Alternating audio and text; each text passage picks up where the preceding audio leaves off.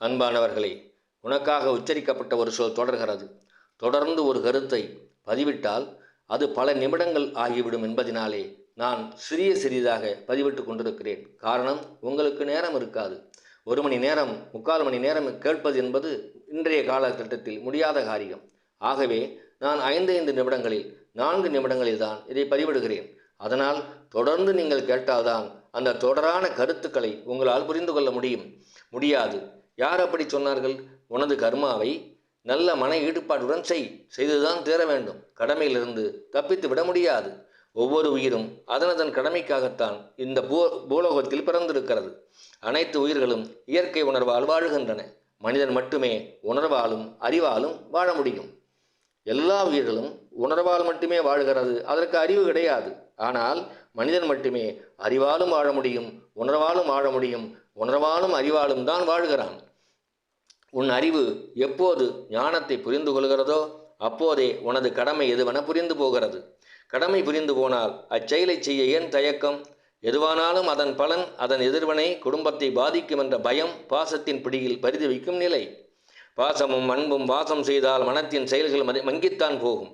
பாசமும் அன்பும் வாசம் செய்தால் மனத்தின் செயல்கள் மங்கித்தான் போகும். தெரிந்தவன் கண்ணன், தெளிந்தவன் பார்த்தன். பார்த்தன் என்ற அர்ஜுனன் ஒருவனுக்காக கர்மயோகத்தை கண்ணன் சொல்லவில்லை. கண்ணன் சொல்லுகிறான் கர்மயோகம். அது அவனுக்காக சொல்லவில்லை. உலகத்திலே வாழ்கிற மனிதர்களுக்காக சொன்னான். உலகத்திலே வாழ்கிற உயிர்களுக்காக சொன்னான். நமது பிரதிநிதி அவன். யார்? அர்ஜுனன். அவனுக்காக சொல்லவில்லை. மனித உயிர்களின் பிரதிநிதி, உயிர்களின் சாட்சியாய் ஆத்மாவாய் நிற்பவன் அர்ஜுனன். பரமாத்மா கண்ணன் ஆத்மாவிற்கு சொன்னதுதான் கர்மயோகம், கீதாச்சாரம். அதுவே நமக்கு பாதிதோறும் வரும் அருமையான சாரம்.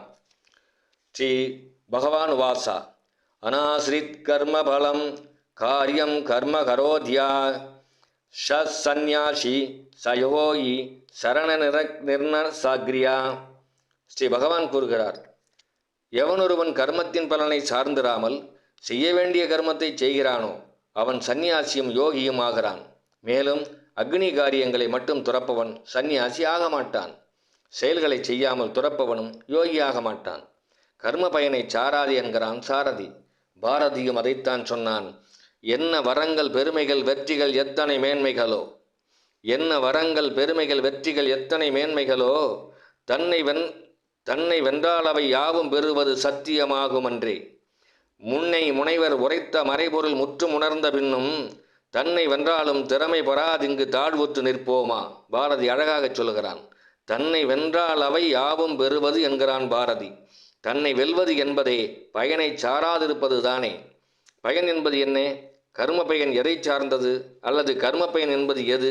கண்ணனே சொல்லுகிறான், மனைவி, மக்கள், செல்வம், மானம், பெருமை முதலிய இவ்வுலக சுகங்கள், ஸ்வர்க்கம் முதலிய பரலோக போகங்கள் எத்தனை உண்டோ அத்தனையும் கர்ம பயன் என்ற சொல்லிலே அடங்கும் என்கிறான்.